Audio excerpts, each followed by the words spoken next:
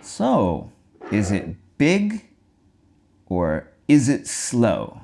Here I want to give you guys your first question. You've had the break between videos to think about it. Maybe you got up, got a cup of coffee, something like that. You've come back, you've sat back down, you've started it back up, and you're confronted with the position again. Take another second and tell me, do you think that White's jump here was big or do you think it was small? Okay, well the answer is, it's kind of difficult, but small. It's not quite what we want from this kind of an opening. And why does it look like it's maybe not so bad from our human perspective, especially someone my age? And the reason is because before AI, this kind of big opening competition like this between Takemiya and Cho Chikun was pretty common and accepted to be an okay way to play. But actually, if we go back a little bit to where Black played this star point in the very center, the tengen, AI actually thinks it's not really that good of a move. And that when White approaches Black's corner, White is actually ahead right now. So the AI thinks that Black's tengen move is a mistake, and that actually in this situation, Black should probably play elsewhere. He should tenuki, and maybe come and approach White's corner here, or invade on the top, or invade down below. All of these kinds of things are options that are available to him, so that he could do this, and then maybe, again, White has many options here. He could ignore Black and come in to the moyo this way. The point being is that White is actually ahead here. So White doesn't need to really concern himself if Black's moyo is looking rather large right now. This kind of a move or this kind of a move is still a little early in the reduction. So it was actually a kind of a trick question for you guys. My pre-AI mind looks at this big Black moyo and goes, oh no, what should I do? And the AI goes, yeah, that's pretty easy to reduce. I think I can win this game. You know, there's arguments on either side. I'm not AI, you're not AI, but at the end of the day, it's not so scary. And that's the way we want to look at it. So what we want to focus on then is it too big or is it too small? And we found that maybe this kind of a move is too small. And maybe some people are like, pretty elementary, Matt. Got it. What about something a little more complicated? As you wish. I'm going to show you guys one of my games that I played here in Japan with my Go Club. And let's see if you guys can spot where the opening ends and the middle game begins. This is between me and my teacher, who is Mr. Ichijo. He is a strong 6-dan amateur player. He's quite an old man, but he's still very, very sharp. I was Black and Ichijo sensei was White. Let's see how the game goes.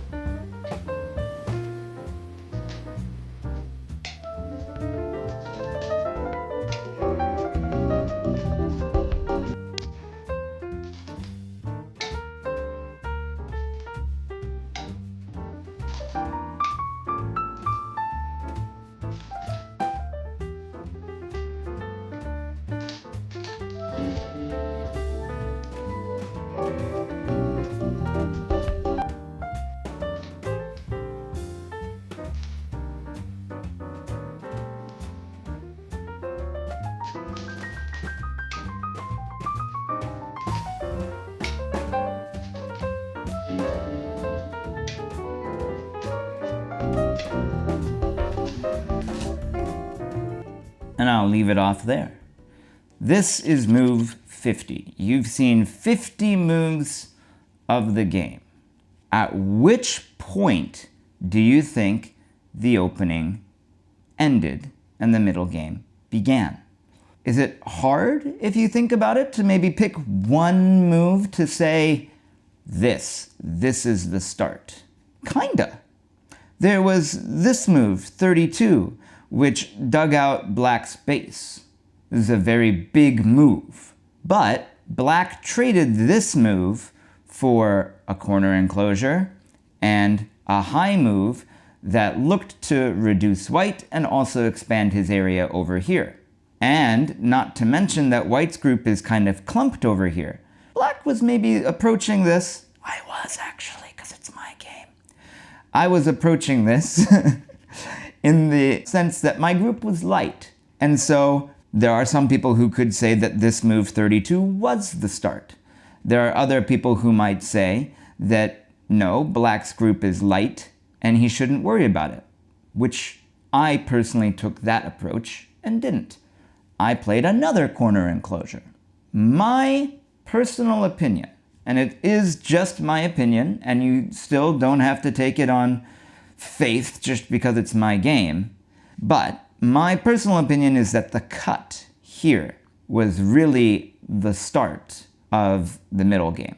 Because now Black's group, of course you can't let all of it die. Some of it needs to live. But now Black's group needs to somehow start moving out. And this movement is going to create the beginning of the middle game maneuvers.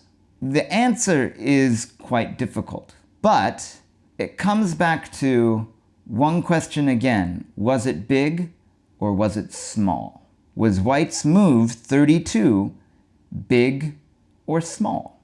And in a normal sense, it is a big move because it takes away Black's base. But looking at the whole board, taking the whole board into consideration, Black's group is light. He played a whole bunch of forcing moves that clumped White up. And you can, this is maybe a high level thought, but I'm pretty sure you guys can follow.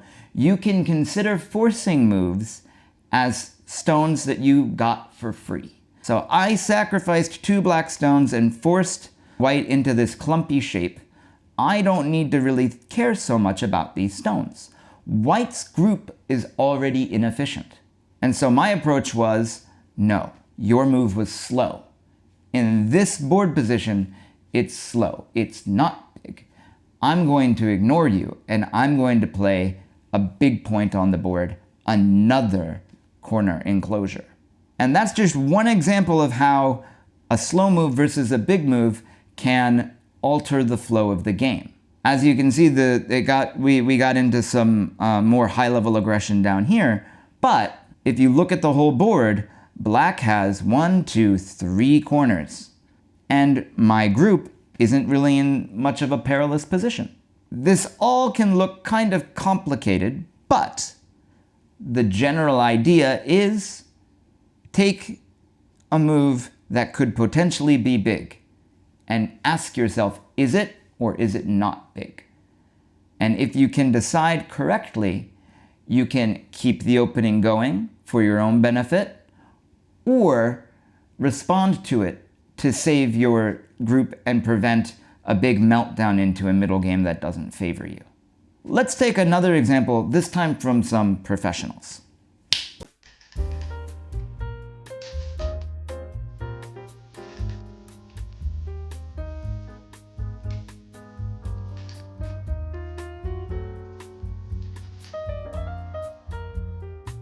All right, here is another game.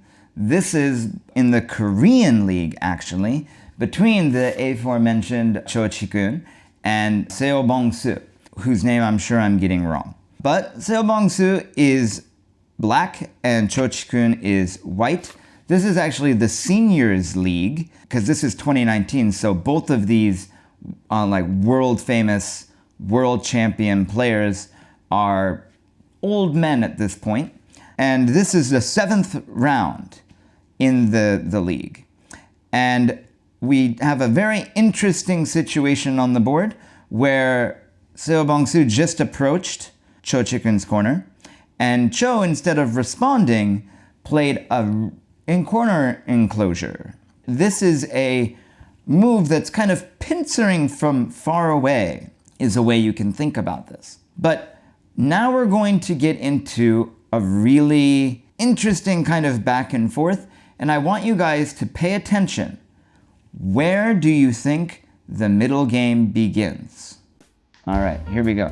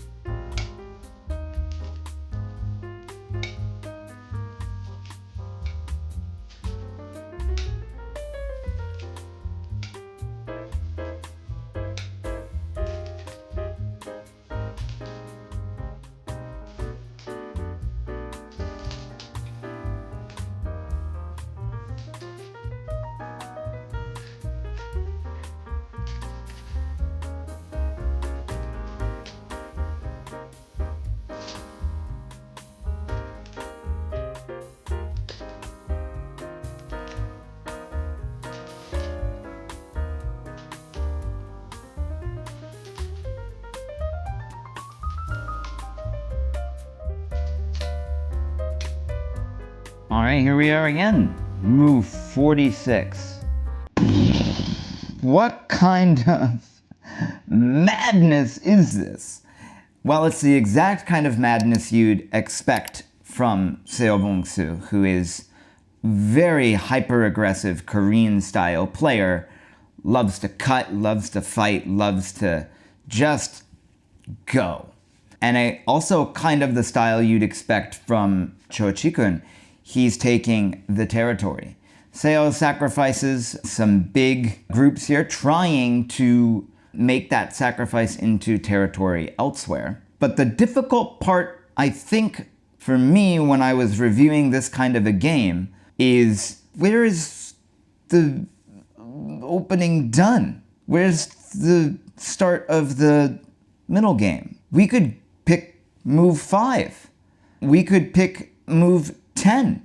We could pick move 20, for Christ's sake. Like, there's all these moves back and forth that are jumping. It's really quite difficult to say, to pinpoint that point where the opening and the middle game ended. But in that murkiness, I think there is one move that really does stand out as the start of the middle game. And it's move 16. Let's take a look at it. Here was move 15. And I think this is the source of Seo Bong-soo's problem. He lost this game. And I think that he had a very active idea in mind. He was trying to put pressure on White's corner here.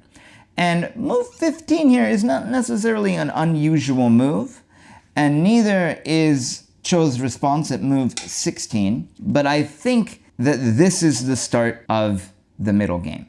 Cho is saying, I don't have to respond directly because my corner is already solid. I have this very solid triangle that you have plastered your stones against. There's even a cutting point. Really, what I can do here is I can go on the offensive.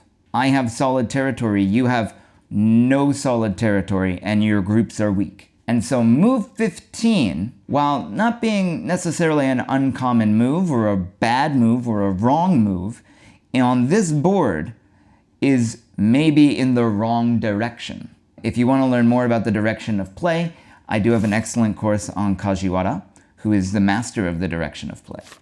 But back to the board. Here on move 16, we see Cho's sense of the direction. And we also see his sense of the opening and the middle game and the area in between. If you're going to be a really territorial player, you need to be good at fighting because you're going to give your opponent walls and you're going to give your opponent thickness. And Cho is really good at fighting and he does not back down. And in this scenario, Black's move 15 was too small. Black could have left these two stones as they were and perhaps made a sunrise or even made a jump here.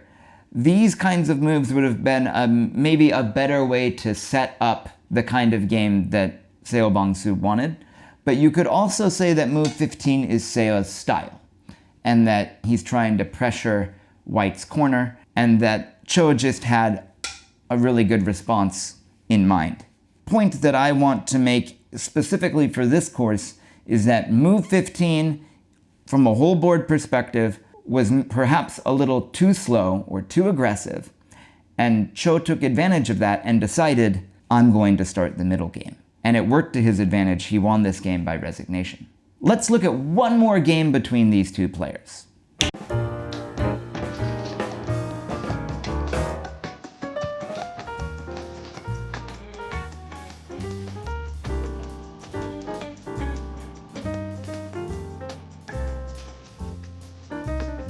All right, the colors are reverse. Now it is Cho who is black, and it is Seo Bong-soo who is white. And this is later on in the same tournament. This is finals game 1. And again, we are going to want to see if you guys can pinpoint where the opening ended and the middle game began. So let's see if you can find it.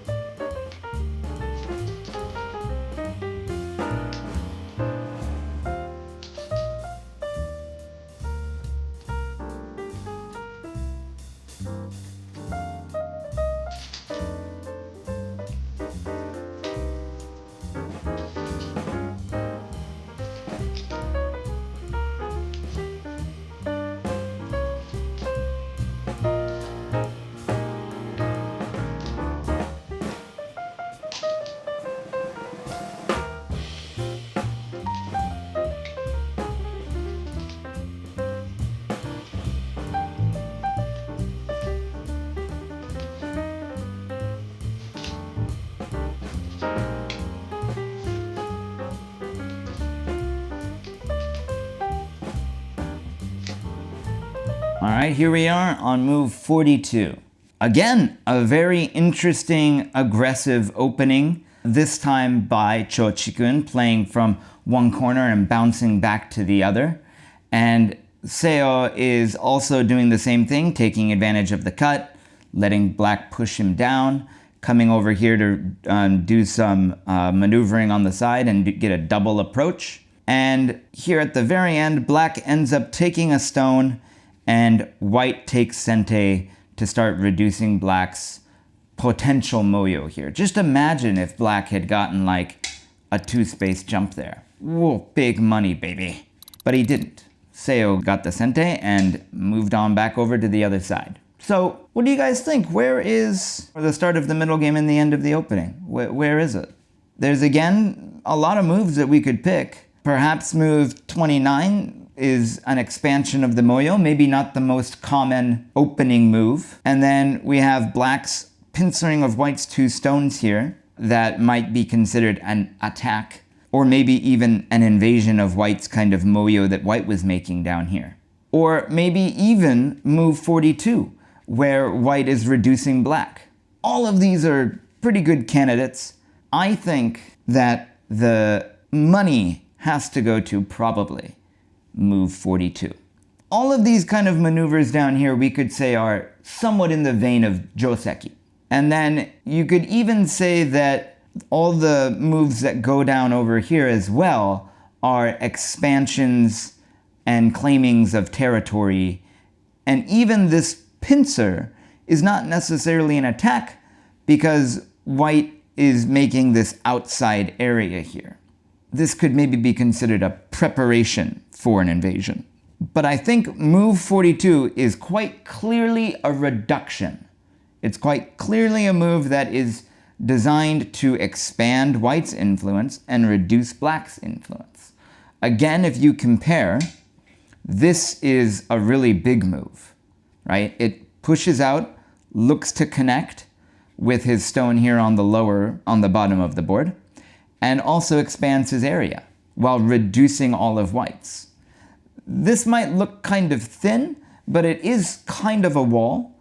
And so you can see how this move here is creating an area into the center of the board.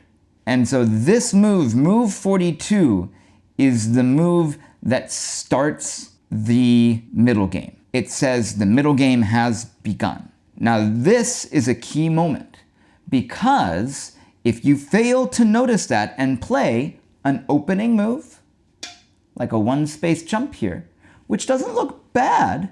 It's not necessarily a bad move if you look at this upper half of the board. But if you take the whole board into consideration, this would be a horribly slow, small move. White's next move could be here, right? And we might get into some aggression like this, for example. I don't think so. You might want to pull back, and then white would maybe connect, and then black could connect to his group here. But something like this, and all of a sudden white has huge control over the center of the board, and black's tiny little move here doesn't even compare. White can even still go into the corner. So here is a prime example that if Cho Chikun had missed this 42 as the indication that the opening was ending and the middle game was beginning, he would have fallen behind right away. Now, of course, Cho didn't do that. He did notice, and he was paying attention to how the back and forth was going. So we need to be careful that we don't return to the opening when the middle game has begun. Because then what could be a big move in the opening is a small move in the middle game. So be careful when you guys are transitioning from the opening into the middle game to pay attention what move is small, what move is big, and if it's in the opening or if it's in the middle game. Because small and big are relative to where you are in the game. Big move in the opening, small move in the middle game. And this is going to tie in directly to what could happen if you make that mistake. If you fail to recognize what a big move is, and you fail to recognize what a small move is, you could come under attack. And if you're coming under attack, then it's another key hint that the middle game has begun. Or if your opponent fails to notice that you've played a big move and they've played a small move, it's your chance to attack. It's your chance to go on the aggressive and enter the middle game with a huge burst of steam and energy that can propel you to a definite solid win. By the way, you can also watch these lessons on our platform, gomagic.org. Except there, you'll watch them with interactive quizzes right within the lessons and practical exercises right after them. And if you enjoy watching these Go videos and you don't want to miss others like this one, go smash that like button, subscribe to our YouTube channel, and this is Go Magic.